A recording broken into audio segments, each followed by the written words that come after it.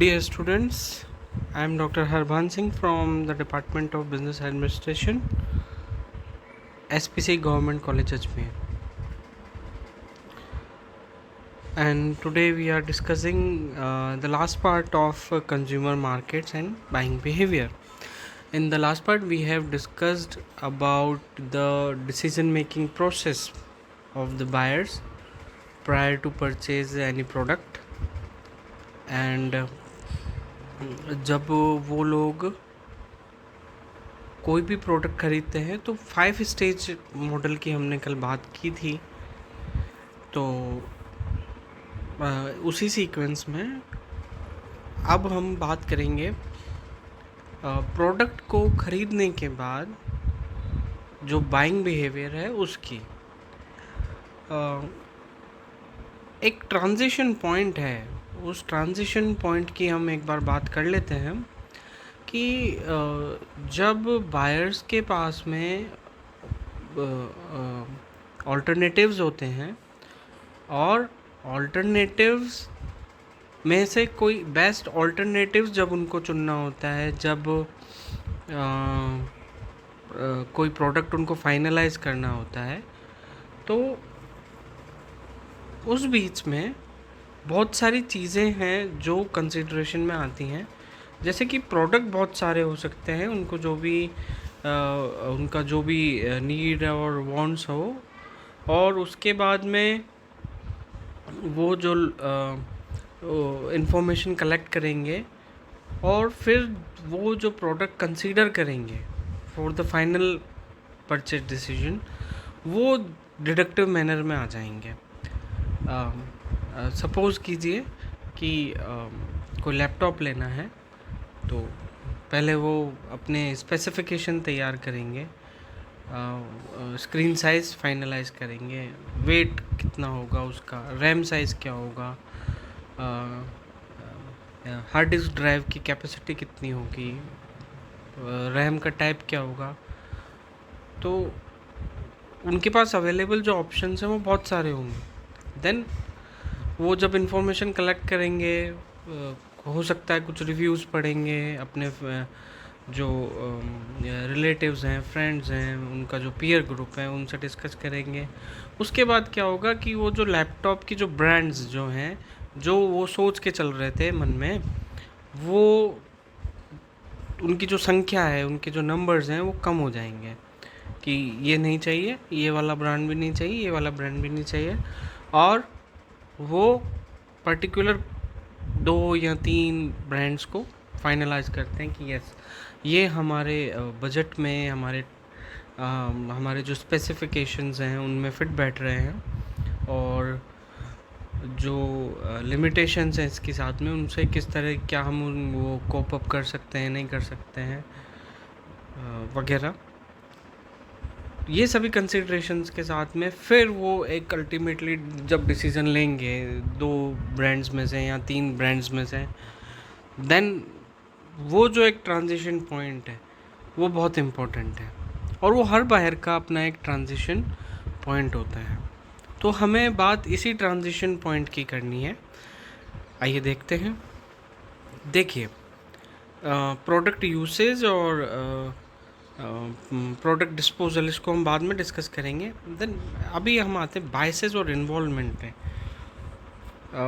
Involvement और biases दोनों अलग अलग चीज़ें हैं। बायसेस यानी झुकाव, इंक्लिनेशन, पहले से ही कोई पूर्वाग्रह है क्या उनके मन में, जैसे मेंटल अकाउंटिंग हो सकती है, एंकोरिंग हो सकती है कि अच्छा लैपटॉप लेना है तो 50,000 तक में आ जाएगा, ये एनकोरिंग होती है।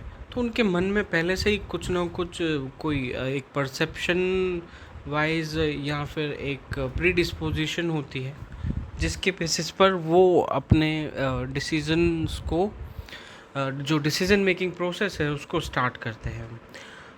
इन्वॉल्वमेंट में उनका जो उनका हिस्सेदारी है उस पर्टिकुलर डिसीजन मेकिंग प्रोसेस में, वो कितनी है। क्या वो फुली अपने आप से डिसीज़न ले रहे हैं या किसी और का भी इन्वॉल्वमेंट है, क्या वो पर्टिकुलर प्रोडक्ट के बारे में जो सूचनाएं हैं, परिपूर्ण सूचना जो वो एकत्रित कर रहे हैं, कलेक्ट कर रहे हैं, क्या वो पूरी है क्या, या फिर वो अपने रिलेटिव्स, फ्रेंड्स, पीयर ग्रुप, इन सब लोगों से पूछ पूछ कर वो इन्वॉल्व हो रहे हैं, या फिर उनको बस प्रोडक्ट चाहिए और प्रोडक्ट चूज़ करने का काम उनके ही कोई रिलेटिव्स, फ्रेंड्स या पीयर ग्रुप में से कोई एक जना कर रहा है या दो जने कर रहे हैं। तो वो जो इन्वॉल्वमेंट है वो कहीं ना कहीं सेटिस्फैक्शन से रिलेटेड होता है। इन्वॉल्वमेंट अगर अधिक रहता है और प्रोडक्ट अच्छा है तो सेटिस्फैक्शन अच्छा रहता है। इन्वॉल्वमेंट कम है, प्रोडक्ट भी कम है, तो वो फिर वहाँ पे सेटिस्फैक्शन का नहीं रहता है। कई बार ऐसा देखा जाता है कि जो अवेलेबल प्रोडक्ट कैटेगरीज़ हैं उसमें जो कंज्यूमर है वो मोस्ट सूटेबल प्रोडक्ट चूज़ करने के लिए हमेशा एफ़र्ट्स करता है कि ये पर्टिकुलर प्रोडक्ट है, ये चल जाएगा, इससे जो मेरी ज़रूरत है वो पूरी हो जाएगी, या मुझे जो काम पूरा करना है वो उससे हो जाएगा। लेकिन अगर इसमें एक वेरिएंट और हो, यूजुअली हम जब वेरिएंट्स की बात कर रहे हैं तो हम कंज्यूमर इलेक्ट्रॉनिक्स की बात करते हैं, mobile phone, refrigerator, washing machines, air conditioners, इस तरह के जो कंज्यूमर ड्यूरेबल्स जो होते हैं, कंज्यूमर इलेक्ट्रिक और इलेक्ट्रॉनिक आइटम्स, तो तब हम इस वैरायटी की बात करते हैं। तो अब मैक्सिमम प्रोडक्ट्स में हमको वैरायटी मिल जाती है, चाहे वो FMCG हों, चाहे कंज्यूमर ड्यूरेबल्स हों। तो वो मोस्ट सूटेबल जो प्रोडक्ट है उनको वो ढूंढने के लिए एफ़र्ट्स करते हैं। और अगर वो प्रोडक्ट है, प्रोडक्ट के जो कैरेक्टरिस्टिक्स होते हैं, प्रोडक्ट की जो डायमेंशंस हैं, डिफरेंट जो डायमेंशंस हैं, उनसे अगर वो सेटिस्फाई रहते हैं, ठीक है, तो वो उस प्रोडक्ट का यूज़ करते हैं। तो इस तरीके से बायसेस, इन्वॉल्वमेंट और वैरायटी सीकिंग अपना एक ट्रांजिशन पॉइंट पर अपना एक रोल प्ले करते हैं, जब डिसीजन मेकिंग प्रोसेस बिल्कुल एंड मोमेंट पे होता है। उसके बाद में जब प्रोडक्ट परचेज़ कर लिया जाता है, उसके बाद प्रोडक्ट को यूज़ किया जाता है। अब प्रोडक्ट यूज़ किया जाता है, उसकी बहुत सारी इसमें कंसिड्रेशंस हो सकती है। कॉस्ट बहुत ज़्यादा थी, कम थी, अथवा जो प्रोडक्ट है वो पर्टिकुलर एक टाइम पीरियड के लिए ही यूजेबल था।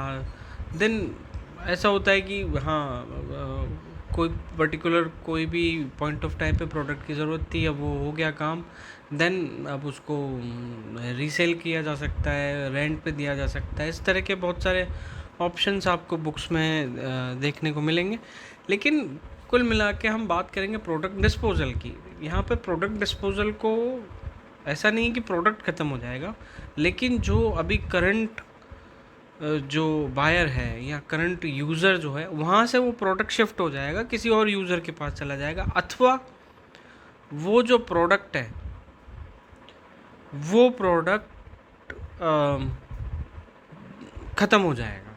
हम दोनों ही बात कर रहे हैं। जो करंट यूज़र है उसके पास नहीं रहेगा, दूसरे यूज़र के पास चला जाएगा, तो भी हम उसको डिस्पोजल कहेंगे। या फिर प्रोडक्ट ख़त्म ही हो जाएगा, जो उसकी यूजेबिलिटी है वो ख़राब हो गया, तो उसको भी हम डिस्पोजल का ही नाम देंगे। तो डिस्पोजल के बहुत सारे तरीके हैं। तो जो पोस्ट परचेज बिहेवियर है वो बहुत इम्पोर्टेंट है, क्योंकि बाद में कई बार हमने कहते हुए सुना है कि रीसेल वैल्यू नहीं है, why do we purchase all these things which are not for resale. तो इस तरह का जो प्रोडक्ट लाइन होता है या इस तरह के जो प्रोडक्ट्स होते हैं, उसमें ये देखना होता है कि जो जब एप्लीकेशन कंप्लीट हो जाएगा, जब उसका यूजेबिलिटी किसी यूज़र के लिए ख़त्म हो जाएगी, तब वो शिफ्ट हो जाएगा। तो कुल मिला के जो पोस्ट परचेज बिहेवियर है, दैट इज़ वेरी इंपॉर्टेंट। और मार्केटिंग की व्यू से तो बहुत ज़्यादा इम्पोर्टेंट है, बिकॉज अगर आपके प्रोडक्ट की जो लाइफ है, या फिर कह लीजिए कि जो रीसेल वैल्यू है, यूजेबिलिटी है, बहुत शॉर्ट टर्म यूजेबिलिटी है, तो वो जो बायर्स हैं वो प्रेफर नहीं करेंगे आपका प्रोडक्ट। तो जो मार्केटिंग मैनेजर है उसके लिए जो पोस्ट परचेज बिहेवियर है उसको स्टडी करना बहुत इम्पोर्टेंट है।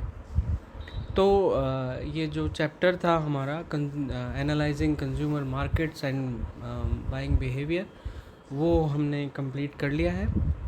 देन अब हम सेगमेंटेशन की तरफ बढ़ेंगे और अब मार्केटिंग में एग्जांपल्स का ज़्यादा यूज़ होगा। तो आप ये जो एग्जांपल्स हैं इनको ध्यान रखें, क्योंकि क्वेश्चन में कई बार पूछ लिया जाता है कि आप इसको एग्जाम्पलीफाई करें, उदाहरण के साथ में विस्तार से लिखें। तो उन उदाहरणों का ध्यान आपको होना चाहिए कि हम मार्केटिंग के कौन से कंसेप्ट में कौन से प्रोडक्ट का हम उदाहरण देंगे। Thank you.